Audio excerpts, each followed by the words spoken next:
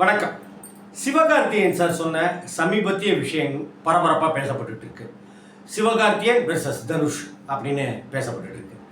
சிவகார்த்திகேயனை நான் தான் வளர்த்து விட்டேன் அப்படிங்கிற மாதிரி எங்கேயோ லேசாக தனுஷ் பேச, இங்கே கொட்டுக்காளி விழாவில் சிவகார்த்திகேயன் அவர்கள் யாரும் யாரையும் வளர்த்து விட முடியாது, சூரிய அண்ணனை நான் வளர்த்து விடுறேன் அப்படின்னு சொல்கிறதெல்லாம் கிடையாது, என்னையே யாரும் வளர்த்து விடலை அப்படிங்கிற மாதிரி ஒன்று பேச இப்போ நெட்டிசன்களுக்கு வலைதளக்காரர்களுக்கு கொண்டாட்டமாக போயிடுச்சு.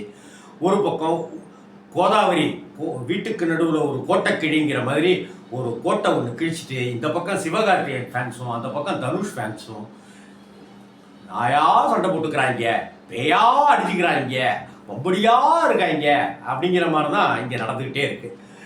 ஒரு எதிர்வினை அப்படிங்கிற ஒரு விஷயம் ஒன்று வந்துக்கிட்டே இருக்கு.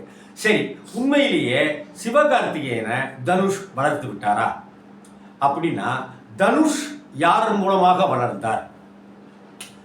சூரி சிவகார்த்திகேயனால் தான் வளர்ந்தாரா அல்லது இப்போது வளர்க்கப்பட்டு கொண்டிருக்கிறாரா? இப்படியெல்லாம் ஒரு கேள்வி கேட்டோம் அப்படின்னு சொன்னா வெண்ணெய்க்கு தொன்னை ஆதாரமா, தொன்னைக்கு வெண்ணெய் ஆதாரமா அப்படிங்கிற விஷயம்தான். தேவர் ஃபிலிம்ஸ் அப்படிங்கிற ஒரு நிறுவனம் எம்ஜிஆரை வைத்து மட்டுமே படம் எடுத்தாங்க, சிவாஜியை வச்சு எடுக்கவே இல்லை. அப்படின்னா தேவர் ஃபிலிம்ஸ் தான் எம்ஜிஆருடைய வளர்ச்சிக்கு காரணம் அப்படின்னு நாம் எடுத்துக்க முடியுமா? அல்லது எம்ஜிஆர் அவர்களால் தான் தேவர் ஃபிலிம்ஸுங்கிற ஒரு நிறுவனமே இப்படி வளர்ந்துச்சு அப்படின்னு சொல்லப்படும். யோசிச்சு பாருங்க.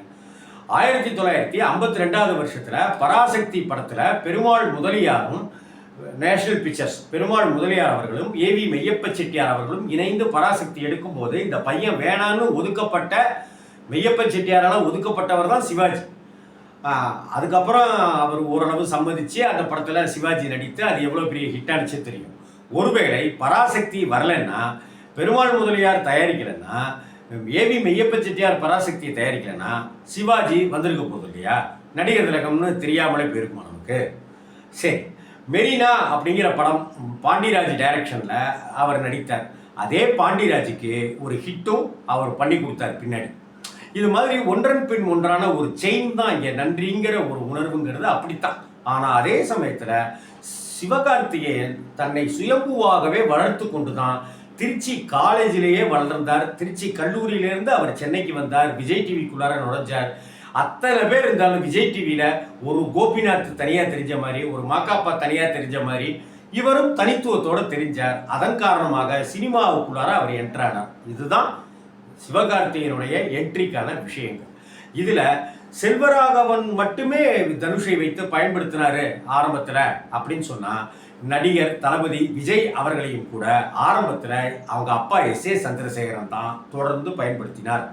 பூவே உனக்காக அப்படிங்கிற படத்தின் மூலமாக விக்ரம் சார் அவர்கள் வேறு ஒரு விஜயை காட்டினாருங்கிறதும் மறுக்கிறதுக்கு இல்லை. ஆனால் அடுத்தடுத்த படங்கள் பூவே உனக்காக மாதிரி ஒவ்வொரு வெரைட்டியில் கொடுத்ததுனால தான் காதலுக்கு மரியாதை மாதிரியான என்னென்னமோ படங்கள் எல்லாம் அவர் கொடுத்தார். அதே போல திருமலை மாதிரியான ஒரு ஆக்ஷன் டிராமாவுக்குள்ளார, ஆக்ஷன் ஃபிலிம்குள்ளார விஜய் வந்ததும் கூட அங்கே நடந்த ஒரு விஷயம்தான். அதுக்காக அந்த ரமணா தான் அப்படி கொண்டு போனாருங்கிறதோ அல்லது அப்படிலாம் நம்ம பேரரசுவை கொண்டு சொல்கிறதோ அது அர்த்தமாகாது. ஒவ்வொருத்தங்க அடுத்தடுத்த கட்டத்துக்கு நோக்கி போய்கிட்டே இருப்பாங்க, அதற்குண்டான கதைகளை தேர்வு செய்துக்கிட்டே இருப்பாங்க. இன்னைக்கு சிவகார்த்திகேயனை நமக்கு ஏன் பிடிக்கும் அப்படின்னு சொல்லி கேட்டால், இங்கே பல விஷயங்களை சிவகார்த்திகேயனுக்கு நாம் பட்டியல் போட முடியும். அப்படி பட்டியல் போடுகிற இடத்துல தனுஷோட சேர்ந்து நடித்த 3 அல்லது மற்ற படமோ இல்லைங்கிறதையும் நாம் ஒத்துக்கத்தான் வேணும்.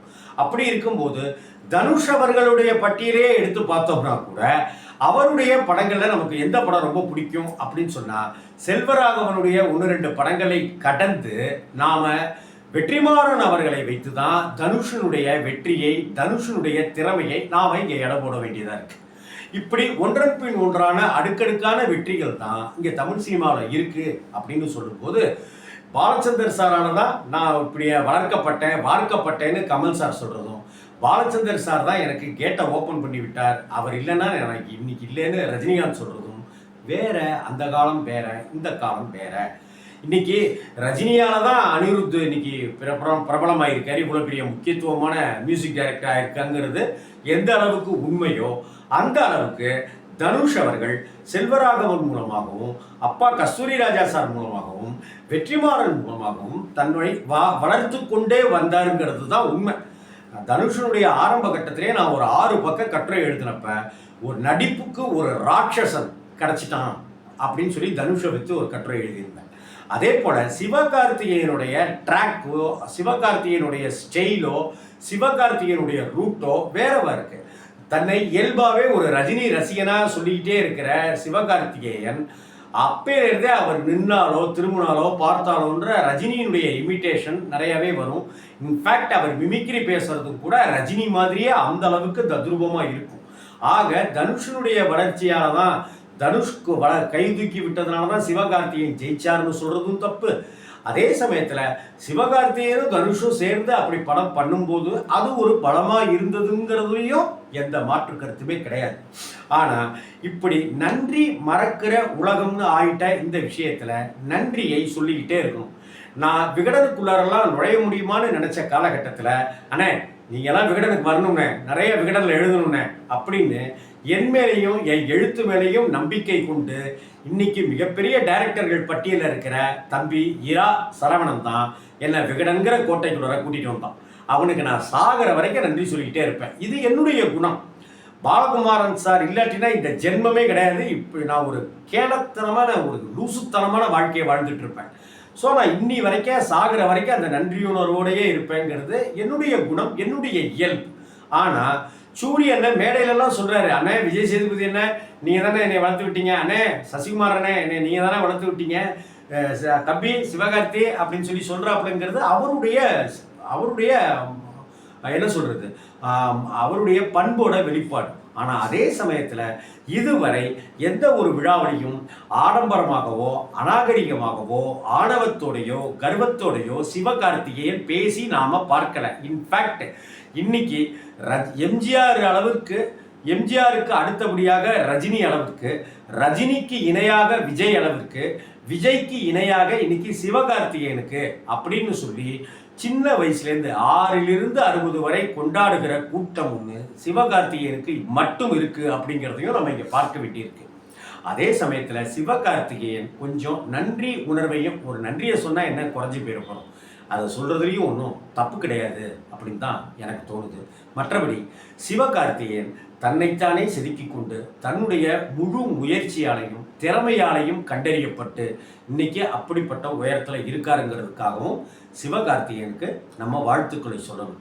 அதே போல் என்னதான் அண்ணன் படம் எடுத்திருந்தாலும், என்னதான் அப்பா படம் எடுத்திருந்தாலும், என்னதான் வெற்றிமாறன் படம் எடுத்திருந்தாலும் கூட ராயன் மாதிரி படம், ராயன் படம் சரியா தப்பா, நல்லா இருக்கா நல்லா இல்லையா, ஓடிச்சா ஓடலையா, லாபம் கொடுத்துச்சா லாபம் தரலையாங்கிறதெல்லாம் தாண்டி தனுஷ் அவர்கள் மேடையில் பேசுனது மாதிரி நான்லாம் போயஸ் கார்டனில் வீடு வாங்கக்கூடாதா, அது ஏன் இவ்வளோ பிரச்சனையாகுது அப்படின்னு கேட்டது போல போயஸ் கார்டன் மட்டும் இல்லை, இன்னும் பல உயரங்கள் நடிப்பு அசுரன் தனுஷ்க்கு காத்துட்டு இருக்கு அப்படிங்கிறதையும் இந்த இடத்துல நான் பதிவு செய்ய கடமைப்பட்டிருக்கேன், ஆசைப்படுறேன். இந்த வீடியோ உங்களுக்கு பிடிச்சிருந்ததுன்னா இந்த சிவகார்த்திகேயன் தனுஷ் பிரச்சனையை இதோட முடிச்சுக்கணுன்றது 2 பக்க ரசிகர்கள்கிட்டையும் நான் வைக்கிற ஒரு சின்ன வேண்டுகோள். இந்த வீடியோ பிடிச்சிருச்சுன்னா லைக் பண்ணுங்கள், கமெண்ட் பண்ணுங்கள், ஷேர் பண்ணுங்கள், சப்ஸ்கிரைப் பண்ணுங்கள்.